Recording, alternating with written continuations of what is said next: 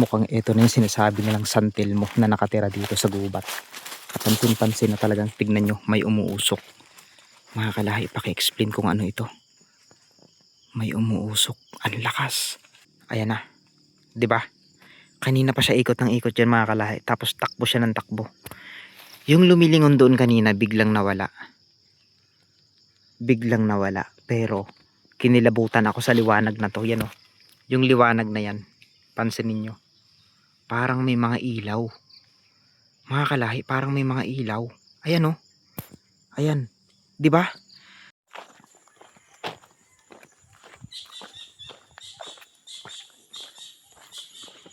Ayan, bago natin sisimulan ang ating vlog ngayong araw ay gusto ko munang pasalamatan lahat ng mga sumusuporta sa ating mga ginagawang vlog, no? So ngayong araw ay babalik tayo sa isang kakaibang lugar na kung saan maraming kwento-kwento kasing nagsasabi na kapag umuulan daw, ito daw ay nagkakaroon ng kakaibang senaryo. Ano yun? So ang lugar na pupuntahan natin ngayon ay ang lugar na may hukay sa gitna ng kakahuyan. Isang lugar na pinaniniwalaan ding napakahiwaga. Yung mga aso nagtatakbuhan. So kamusta kayo mga kalahi? Panibagong araw, panibagong adventure na naman ang i-explore natin sa episode na ito. Kasama ko ulit pala yung aso ko.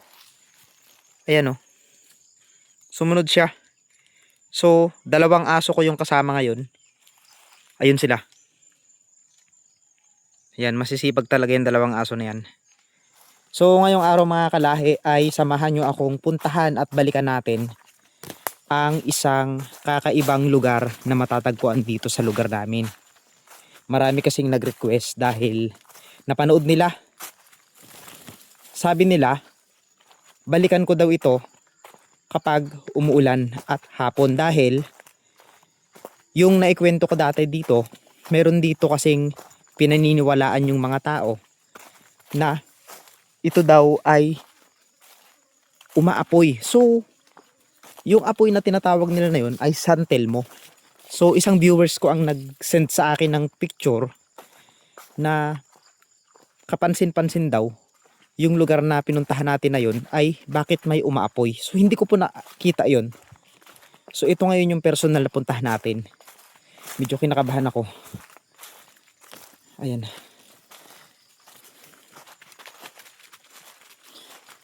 So mag-isa kong pinasok ulit itong gubat na ito para mapatunayan sa inyo na talagang lulusubin natin yung lugar na yun. So natatakot ako. Pero nandoon pa rin naman yung aking ano ba ito, hindi ako makapagsalita kasi kinakabahan ako mga kalahi. Ayan. So first time kong gagawin to na pupunta ako sa lugar na yun ng ako lang mag-isa. Naniniwala ba kayo sa mga engkanto? So ito, ikikwento ko ulit ang hiwaga ng lugar na ito. So mag-isa nating puntahan. At syempre, may mga kasama pala tayong aso. Si Rango at si Polaris. So mga kalahi, pasensya na kayo ha kasi medyo kakaiba yung gagawin natin. Ayan. So dito na siguro tayo dadaan sa area na to. Ayan. May daanan naman eh.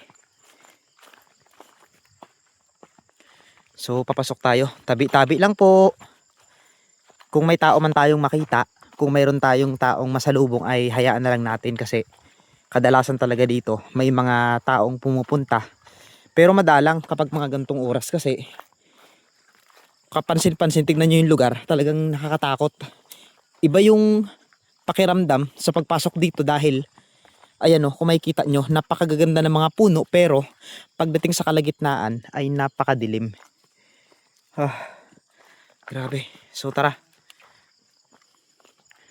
Ayan mga kalahi, gusto kong malaman kung saan lugar kayo, taga saan kayo, at kung saan lugar nyo napapanood ang aking video para makita nyo rin, para makita ko rin kung nandyan pa ba kayo na sumusuporta sa akin.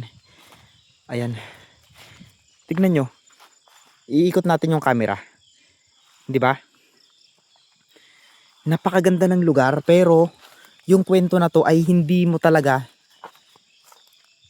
ma-explain. Ayun. Oh my God, ano yun? Yun, ano yun? May dumapo doon, oh. Mga kalahi, mayroon ditong ibon na kulay itim. Yun, oh. Ito, dito. Saan yun? Ano yun? Ibon, bakit lumipad? Dito siya bumagsak.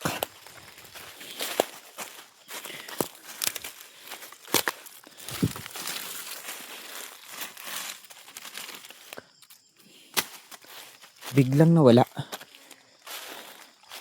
So, dito na tayo ngayon sa gitna ng gubat mga kalahi. Kapansin-pansin talagang grabe.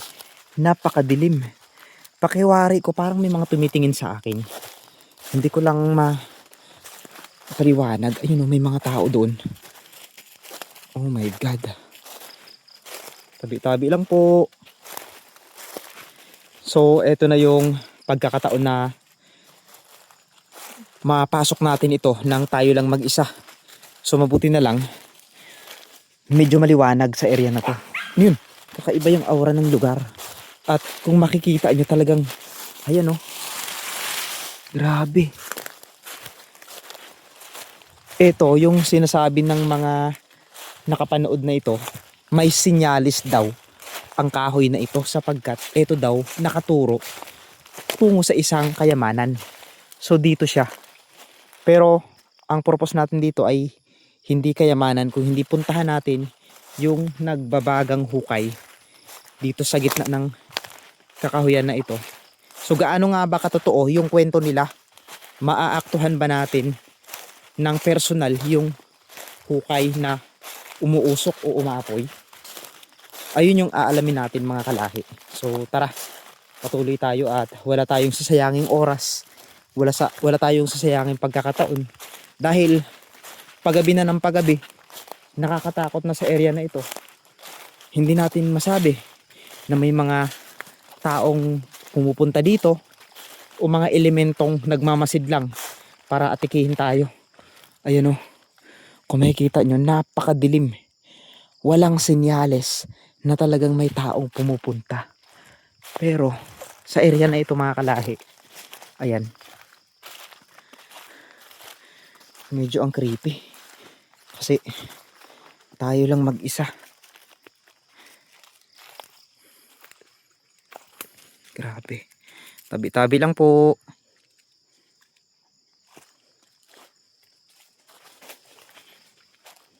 Oh my God. So itong video natin na ito, itong vlog natin na ito ngayon ay ano yun? Nakakapangilabot naman yung takbo ng aso na to. So ang video natin na ito ngayon mga kalahi ay actually requested vlog. More on requested vlog tayo ngayon, no.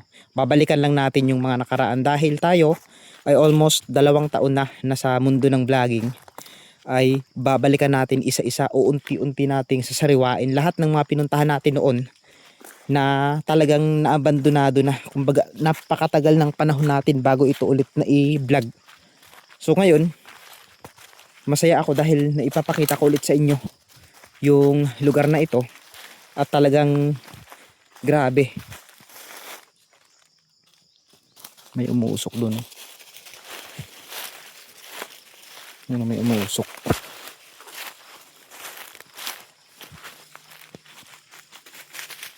May umuusok. 'Di ba? May umuusok. So, bago natin putahin yung umuusok na yun, dito muna tayo sa hukay. May mga tao talaga dito. Ayan oh, may umuusok doon oh. Doon banda. Yan pupuntahan ng aso ko na yan. May umuusok diyan. Ano kaya yun? Legit. Meron talaga. Meron ako nakita. Ang lakas ng usok eh. Pero bangin yan eh. Yan. Ano kayang madidiscover ng aso ko dyan? Umuusok talaga, promise. Hindi ako nagbibiro. So dito muna tayo. So ito yung hukay. Ito yung pinaniniwalaang hukay na maraming sabi-sabi na mayroon daw nakuhang kayamanan dito. Ayon din sa mga kwento ng iilan, mayroon din daw ditong buhay na kinuha. Yan. Kung makikita nyo, napakalalim ng hukay. 'Di ba? So mamaya babalikan natin, pupuntahan natin 'yun. So ikot ko muna kayo dito. Ngayon, paki-explain nga sa nag-comment kung nasaan yung sinasabi nilang umuusok. Kasi wala naman tayong nakita. 'Di ba? So ngayon puntahan natin yung doong umuusok. Biglang nag-ingay ang mga ibon at kapansin-pansin na pagpasok natin dito sa butas na ito ay totoo nga yung sinasabi nilang may umuusok. Ayan o.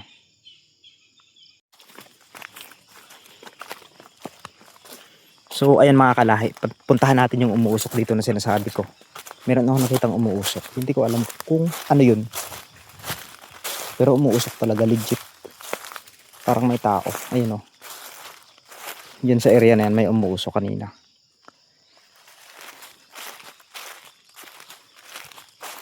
Ano kaya ang mayroon? Bakit umuusok?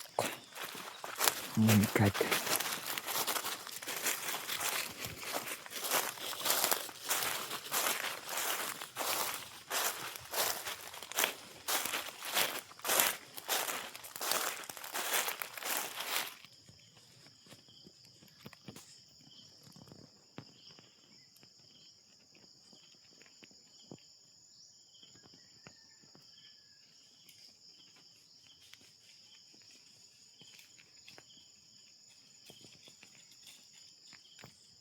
Mukhang ito na yung sinasabi nilang San Telmo na nakatira dito sa gubat.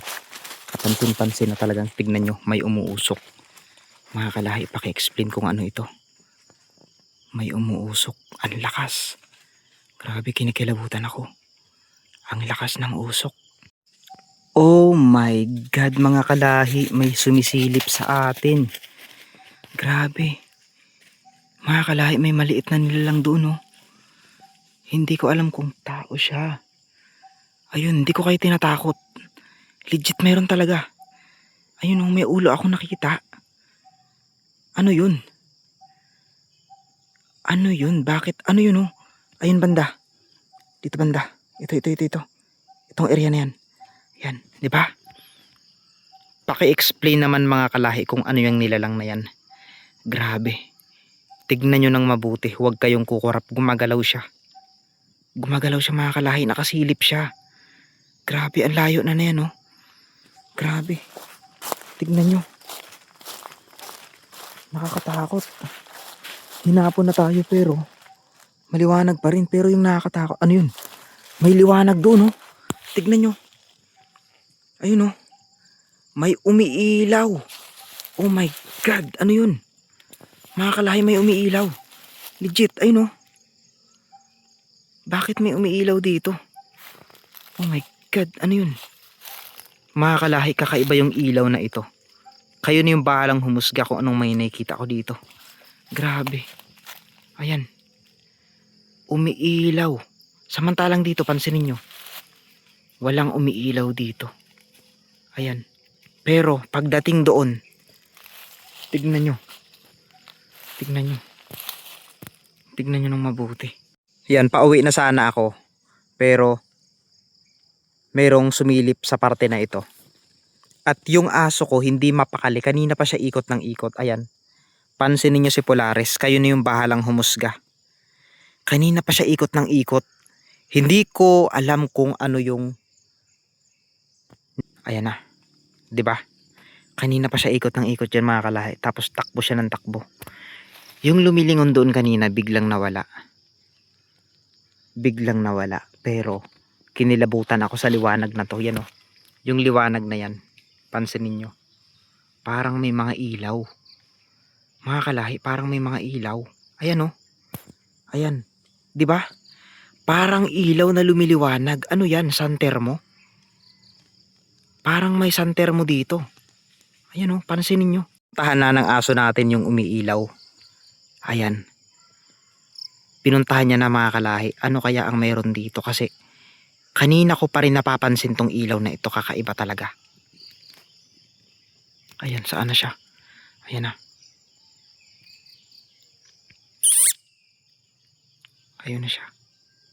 Mga kalahi, ang creepy. Hindi ko ma-explain yung pakiramdam. Grabe, ito na yung umiilaw. Oh. Sana yun? Ayan oh. Paki-explain mga kalahi kung ano yan. Bakit umiilaw?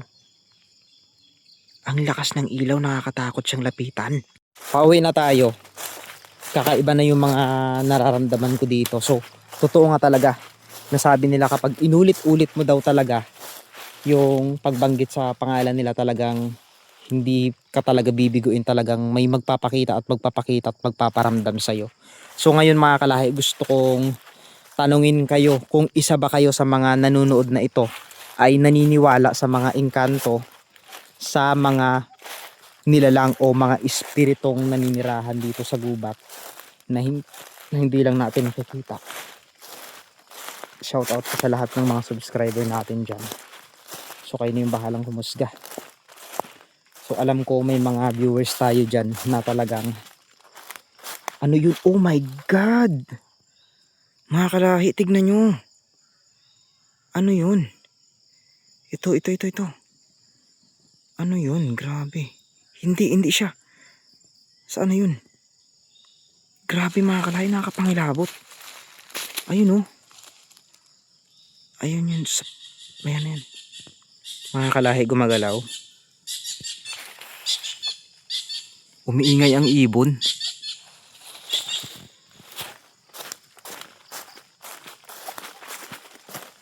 Grabe mga kalahi, ginabi na tayo.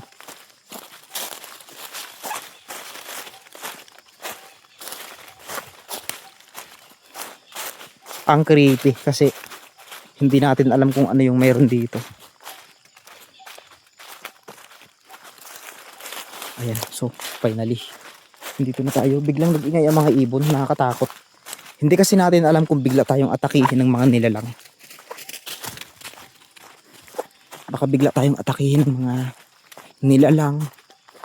May mga engkanto kasing hindi mabubuti yung kanilang kalooban. Kumbaga, sabi nila may mga duwende daw, may mga engkanto na kakaiba daw yung kanilang ano yun? Ayun. Ano yun? Psst. Takot naman. So tara na mga kalahi. So bago natin tatapusin mga kalahi ang vlog natin, maraming salamat po sa mga sumubaybay, nanood at patuloy na sumusuporta sa ating vlog. So pansamantala nating ikakat ang video dahil baka gagabihin na tayo.